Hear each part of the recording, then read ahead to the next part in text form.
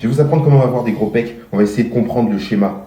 Ayez toujours cette image en tête. Un muscle, c'est comme un fil qui s'insère d'un point A à un point B. Quand les fils se raccourcissent, le muscle se contracte. Quand les fils s'allongent et se tirent un petit peu, ça veut dire que les muscles s'étirent. Si vous avez la polie un petit peu plus haut et que vous faites comme ça, c'est beaucoup plus logique. Vous allez dans le sens des fibres. Regardez. Hop là.